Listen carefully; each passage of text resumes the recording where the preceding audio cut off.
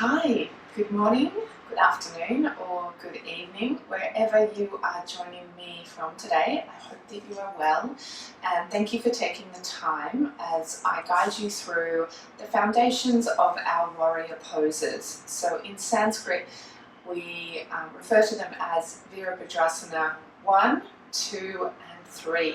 So they really form a big foundation in your yoga practice, and you might do them a lot if you're in class. If you're a beginner and maybe you've been to a few classes or you've practiced online and you're not quite sure what they're about, I hope to guide you through the basics for all of these three poses to give you some options and hopefully to make sure that you are able to practice safely and get the most out of these on the mat. All you need is yourself and your mat, so join me when you're ready.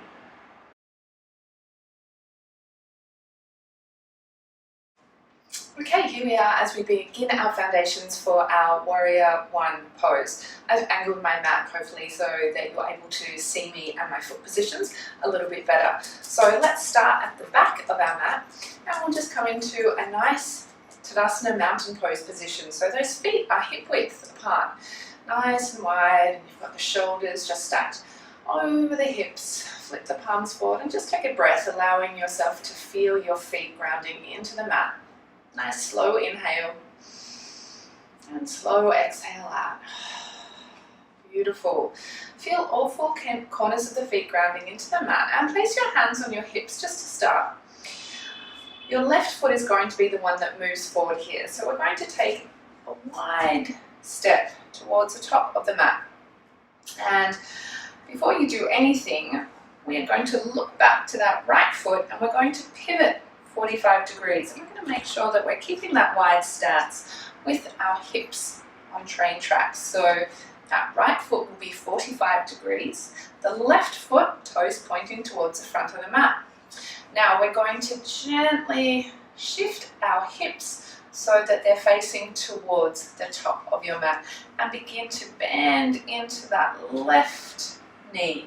We're working towards stacking the left knee over the right ankle, and as soon as you do that, you begin to feel that nice stretch along your right hip flexor, and this may be too intense for some people. So if immediately you do this and you're feeling any pain or discomfort, there's an option for you, and that option is to lift the heel and pivot the right foot so that the toes begin, nearly fell, to also point to the top of the mat. You can lift the heel, so that's a really nice option if when your heel is grounded this feels too intense. So there's your option there.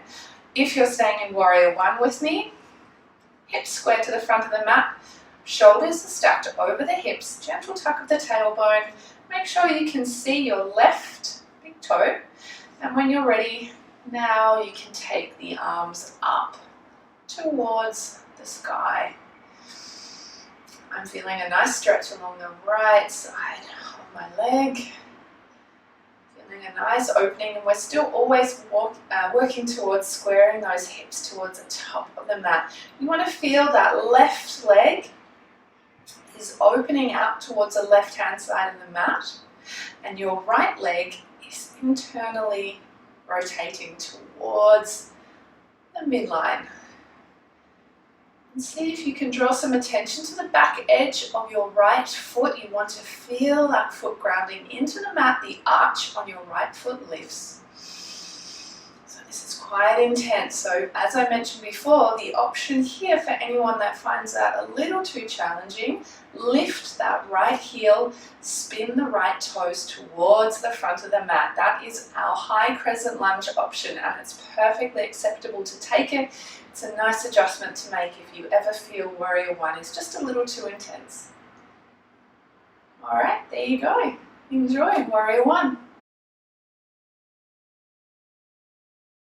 Here we are ready to workshop and step through Warrior 2, Virabhadrasana 2, a super common one that probably anyone who's practiced yoga a little bit regularly or even a beginner level has come across. Quite often there's some misconceptions about the correct way to practice it, and quite often in classes I see people maybe doing the wrong thing, and that's okay. You know, in classes we're moving quickly, so this is why it's nice to take the time to step back, take some time to work on our foundation. So let's begin. I've obviously moved my mat lengthways so that you can see me a little bit better as we walk through this one. So take a wide step on your mat and begin to turn the left foot towards the front of the mat, and the right foot is parallel to the back edge of your mat. Now, you might often in classes hear people talking about a heel to heel or a heel to arch alignment. And if you're moving quickly in a vinyasa class or a flow, you might not have time to make that adjustment or to really think and stop what it might mean for you. Now, what that does mean, basically, is a heel to heel alignment is where you could basically trace a line from your top foot all the way down to your bottom foot, and those heels are on the same line. So that makes sense there. Another option that you have is a heel to arch alignment. So you can see I've just moved my left foot a little bit further in, and again drawing that line, the left heel, if you drew that line, hits the right arch. My preference as I practice this is a heel to heel alignment rather than a heel to arch. Just have a go, play around, see what works for you. But heel to heel or heel to arch are traditionally the best way to provide ourselves foundation for this pose. So I've gone for that heel to heel alignment. In Warrior 2, what we're working towards is drawing the hips away from each other. So Warrior 1, the hips were square to the front of the mat, so they were going that way. Obviously when your feet are in the positions that I've just described, the hips begin to pull open. So we're stretching and moving in a different way to our Warrior 1 pose. And that's exactly what we're after. So those hips should feel like they're pulling to the outer opposite edges of the mat. Once we have that foundation sorted, keep those hands on your hips just for stability. And we're going to begin to bend into that left knee. And again, stacking the knee over the heel. That is what we're going to be focusing on, lots of correct alignment and stacking of our joints. And again, as you look down, you want to make sure you can see the left big toe. If you can't, gently guide that left knee towards the edge of the mat. Again, our right foot, as we focus towards the back of our mat, you want to feel the back edge of your right foot grounding into the mat and feel that heel arch lift. So you might need to stop like I do and have a little bit of a think and just check in with your body, and you should feel that lift there. Now that we have got our feet and our foundation sorted, let's think about our arms. And quite often when I see people, they're reaching forward. So before we even do that, our Warrior, we need to think about our shoulders stacking over our hips. Now, that's going to stop us from reaching forward.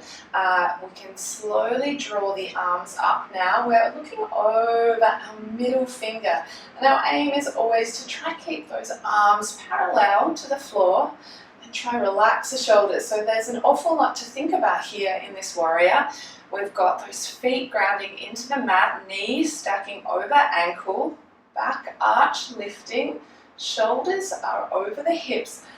Arms are feeling nice and engaged, as though one person is pulling your left hand forward, another person's pulling your right arm back, nice and engaged, and softly looking over your middle finger for your drishti, or your gaze. So there you have it, the foundations for your Warrior 2. For our final Warrior, Virabhadrasana 3, we are going to come into it standing in the middle of our mat, and I want you just to begin to focus into your feet grounding into the mat, almost as though you have tree roots extending down. And we're going to focus on the left leg.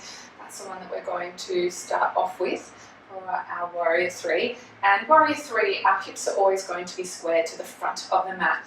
So just step that right foot back a little bit and take a gentle bend into the left knee and focusing in still on that left foot, feeling nice and grounded.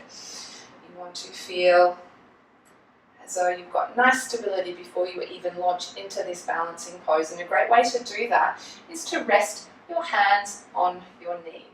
Begin to open your chest before you begin to do anything. Feel that nice opening of the chest. And as you're here, feel your arch activate in the standing foot. It also helps you with your balance. Now we can begin to lift that right leg, and it doesn't matter how far you get it. That's the first point that I want to mention. It might be that you get it that far. If you need to bend your knee, you can go ahead and do that. Otherwise, keep that foot active.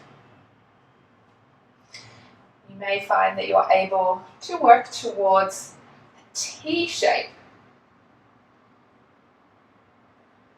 But stick with whatever is comfortable for you. The focus here is drawing the inner thigh of that raised leg towards the sky. You can keep your hands on your thighs, or some options are to bring your hands onto your hips. Another one is to sweep the arms forward, or even send them all the way back. Your gaze should be in front on the floor. And then when you come out, hand can come back to the knee, lower the right foot back down, and allow yourself to give that standing foot a bit of a shake. It can be quite an intense pose. So there you go. I hope that helped with the foundations of your Warrior 3 and also your Warrior 1 and 2. And next time you practice, that you find it helpful and are able to incorporate some of those. Be the time on the mat. Thank you for joining me. Bye.